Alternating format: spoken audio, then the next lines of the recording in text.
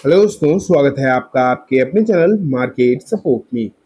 दोस्तों, आज की इस वीडियो में हम चर्चा करने वाले हैं केपीआईटी टैग के बारे में। हालांकि केपीआईटी टैग के बारे में कम ही बातचीत होती है, मैं तो बहुत ही कम बात करता हूं। जब किन्हीं पर्टिकुलर बहुत सारे कंपनीज के बारे में बात कर रहा हूं तभी मैं डिस्कस करता हूं, अदरवाइज अकेले तो बात नहीं करता। तो मैंने सोचा आज इसके बारे में भी चर्चा करी जाए क्योंकि ये इम्पोर्टेंट भी है। एंड एक चीज़ और है कि बीते कुछ दिनों में गिरावट भी अच्छी खासी हुई है। अब यहाँ पर आगे की स्थिति क्या रहेगी, क्या यहाँ पर और गिरावट आपको नजर आ सकती है, इसके बारे में बात करेंगे। एंड आगे जो है हम क्या इसमें करके चले, एंड जो मार्केट के बड़े एक्सपर्ट हैं उनका क्या कहना है इस काउंटर के बारे में, इन सब चीज़ों को आज हम जो है समझने की कोशिश करेंगे। ठीक है, सबसे पहले तो मैं आपको इसका काउंटर दिखा देता हूँ क्योंकि पहले इसमें गिरावट अच्छी खासी हो चुकी है। ये देखो 1190 रुपए के आसपास ये काउंटर जो है आपको लास्ट ट्रेडिंग सेशन में बंद होता हुआ नजर आया। एंड बात उतार चढ़ाव की करें तो हल्की फुल्की तेजी के साथ ये बंद हुआ है। हालांकि ये कोई बहुत बड़ी तेजी तो नहीं कही जा सकती, एक तरीके से आप इसे फ्लैट कह सकते हो। ठीक है, लेकिन एक चीज है कि निचले स्तर से अगर आप देखते हैं लास्ट ट्रेडिंग सेशन में तो ये थोड़ा सा रिकवर करके बंद हुआ है, मतलब वो 100%। लेकिन बात ये नहीं है, बात ये 1 महीने में 3% डाउन, 6 महीने में फ्लैट रिटर्न, एक साल में 32% डाउन। 5 साल के रिटर्न्स अगर आप यहाँ पर देखोगे तो बेसिकली आपको बहुत अच्छे रिटर्न दिखाई दे रहे हैं 5 साल में। तो नो डाउट 1300% के रिटर्न है। एंड 1300% की जो रिटर्न है वो कहीं से कहीं तक खराब आपको नहीं देखने को मिल रही है। अगर टाइम फ्रेम भी 5 साल जोड़ रहे तो भी कोई दिक्कत नहीं है। ठीक है, लेकिन एक बात है कि इसने अपने ऊपरी स्तर से लगभग, पता है शेयर कितना डाउन है? 38%। समझ पा रहे हो? 38% ये ऊपरी स्तर से नीचे है। क्योंकि ये रिटर्न जो अभी आपको 1300% देखने को मिल रहे हैं ना, एक समय पर ये रिटर्न आपको लगभग ये मान के चलो कि बहुत ज्यादा नजर आ रहे थे। लगभग अगर मैं बताऊं तो 2000% तक के रिटर्न पर ही पहुंच गया था। 2000% के रिटर्न, ठीक है। और ये अपने आप में कोई छोटे मोटे रिटर्न नहीं कहे जा सकते, भारी भरकम है। लेकिन अब गिरावट स्टार्ट हुई, और ये गिरावट पता है कब से स्टार्ट हुई है? ये गिरावट स्टार्ट हुई है जुलाई से, लास्ट ईयर जुलाई से। मार्केट में गिरावट स्टार्ट हुई है सितंबर से, एंड इस काउंटर में जुलाई से स्टार्ट हुई है। ठीक है, एंड अब लगभग 1 साल से ज्यादा का समय हो चुका है, ये गिरावट कंटिन्यू हुई है। एंड शेयर अच्छा खासा नीचे आ भी चुका है। तो अब क्या इसमें और इसी तरीके की गिरावट जारी रहेगी, ये बड़ा सवाल यहाँ पर निकल कर आता है। मैं कोई न्यूज रिपोर्ट आपके सामने रखूं उससे पहले एक बार मैं ना इसके कुछ नंबर्स दिखाना चाहूंगा। ये देखो केपीआईटी मैंने आपके सामने स्क्रीनर पर रखा है। कुछ पैरामीटर देखो, पहले इसकी बुक वैल्यू देखो। बुक वैल्यू 106 है, उसके ऊपर से बहुत ज्यादा ऊपर है। स्टॉक का पी रेशियो 40 है। तो हम इसे हल्का सा ओवर वैल्यूड कह सकते हैं, लेकिन जिस तरीके की कंपनी, जिस मार्केट साइज की कंपनी है तो ठीक है, ऐसे कोई दिक्कत नहीं है। क्योंकि ना छोटी कंपनी अगर अच्छी होती है तो थोड़ी सी प्रीमियम वैल्यूएशन पर दिखाई देती है। इस सेक्टर की अगर आप बड़ी कंपनी देखोगे तो वो भी 30-32 के पी रेशियो पे तो देखने को मिलेंगी। तो ये कोई इतना महंगा भी नहीं है कि आप इसे कंसीडर ही ना कर सको। वहीं अगर हम इसके आरओसी एंड आरओई का नंबर देखोगे तो बहुत अच्छा दिखाई दे रहा है यहाँ पर। लेकिन मैं बेसिकली आपको दिखाना चाहता हूँ इसकी बैलेंस शीट। बैलेंस शीट में इस बार के जो नंबर आंकड़े जो निकल कर आए, specially in terms of profit, क्या रहे हैं वो देखो। 172 करोड़ निकल कर आया प्रॉफिट, जो कि पिछले क्वार्टर में 245 करोड़ था। तो प्रॉफिट तो कम हुआ है क्वार्टरली बेसिस पर।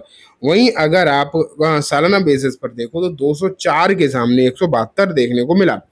तो यहाँ अगर देखा जाए तो प्रॉफिट में डेंट लगा, ये एक बड़ी बात देखने को मिली है।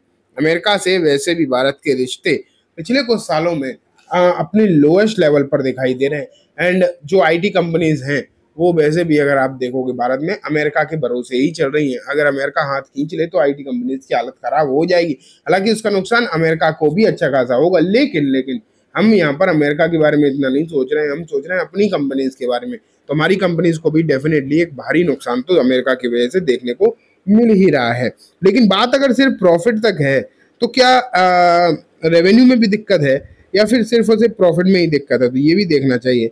तो रेवेन्यू अगर आप देखोगे तो 1539 करोड़ का देखने को मिल रहा है। एंड अगर आप इसे देखो तो रेवेन्यू जो है हाईएस्ट ही है। ये देखो, ये फिर भी ठीक है क्योंकि रेवेन्यू हाईएस्ट है, तो इसका मतलब है बिजनेस पर कोई दिक्कत नहीं है। कुछ किन्हीं मेजर चीज़ों के चलते प्रॉफिट में दिक्कत आई, चाहे वो एक्सपेंसेस बढ़ने की वजह से आई हो। डेफिनेटली एक्सपेंसेस ही बढ़े हैं, 1205 से बढ़कर 1244 हुए, जिसके चलते ऑपरेटिंग प्रॉफिट थोड़ी सी घटी है, ये देख पा रहे हो। ऑपरेटिंग प्रॉफिट जो है थोड़ी सी घटी है, ऑपरेटिंग प्रॉफिट मार्जिन थोड़े से घट गए हैं, लेकिन इसका मतलब ये नहीं कि पूरी तरीके से कोई खत्म हो गया। 21% से 19% ऑपरेटिंग प्रॉफिट मार्जिन आपको देखने को मिला है, और यही वजह है जिसके चलते नेट प्रॉफिट पर थोड़ा सा इस पर इम्पैक्ट आता हुआ दिखाई दे रहा है। तो ये सिचुएशन थोड़ी सी चिंताजनक है, लेकिन मैं जैसा कि बता रहा हूँ कि कंपनीज के इतिहास में आपको कोई ऐसी कंपनी नहीं देखने को मिलेगी जो सीधी इस तरीके से ग्रो करी हो। बीच बीच में डिप भी आते हैं, बीच बीच में समस्या भी आती है, और कंपनी की मैनेजमेंट अगर इतनी कैपेबल है कि इन प्रॉब्लम्स को झेल जाए, तो आप मान के चलो कि चीज़ें इतनी ज़्यादा दिक्कत भरी देखने को नहीं मिलती। लॉन्ग टर्म में चीज़ें जो है सही हो जाती हैं, एंड केपीआईटी की मैनेजमेंट से ये उम्मीद हम करके चल सकते हैं, क्योंकि उन्होंने लंबे समय तक अपनी कंपनी को एक हाईएस्ट ग्रोइंग कंपनी के तौर पर दिखाया है, इसमें बिल्कुल भी डाउट है ही नहीं। लेकिन अब मैं आपको कुछ एक्सपर्ट्स की राय भी केपीआईटी के ऊपर दिखाता हूँ। यहाँ पर आपको मल्टीपल ब्रोकरेज फर्म देखने को मिलेंगे एंड मल्टीपल रिकमेंडेशन यहाँ पर नजर आएंगी, लेकिन स्टॉक एक ही होगा। ये टाइम फ्रेम भी अलग है, मतलब किसी ने 1 महीने पहले की बात करी है, किसी ने अभी बात करी है। सबसे पहले नंबर आता है दोस्तों प्रभुदास लीलाधर, जो कि इसे बाई करने के लिए ही बोल रहे हो, 1390 रुपए के टारगेट दे रहे हैं यहाँ पर। ठीक है, प्रभुदास के बाद अगर हम देखें तो नंबर किसका आता है, केपीआईटी पर आनंद राठी भी दिखाई देते हैं, एंड आनंद राठी भी इस पर जो है बुलिश ही दिखाई दे रहे हैं, ये आप क्लियरली यहाँ देख पा रहे हो। आनंद राठी का जो विचार है लगभग 1500 के आसपास देख रहे हैं वो केपीआईटी को आने वाले समय में। देखो ये गया तो 1800-1900 तक भी था, ये भी हम सब जानते हैं, लेकिन अब समस्याएं अलग है, पहले से के हिसाब से प्रॉब्लम सब अलग नजर आ रही हैं, तो अलग नजरिए से ही देखना पड़ेगा। एंड वो आप यहाँ पर देख ही रहे हो कि अब प्रभुदास लीलाधर इसमें 1500 के आसपास की जो है टारगेट दे रहे हैं। वहीं अगर हम आईसीआईसीआई सिक्योरिटीज को देखें, वो अभी और ज्यादा नीचे ऐसे देख रहे हैं, 1100 तक भी देख रहे हैं। उनका मानना तो ये भी है कि हो सकता है 1100 तक भी जाए। तो देखो हर एक जो एनालिस्ट होते हैं, ब्रोकर फर्म होते हैं, वो अपने अकॉर्डिंग ही सोचते हैं, तो उस हिसाब से आपको जो है देखना चाहिए। वहीं जियोजी तो बहुत ऊपर देख रहे हैं, 1760 के बारे में बात करें, पहले आनंद राठी 1760 ही देख रहे थे, ये पहले की रिपोर्ट है, पुरानी रिपोर्ट है।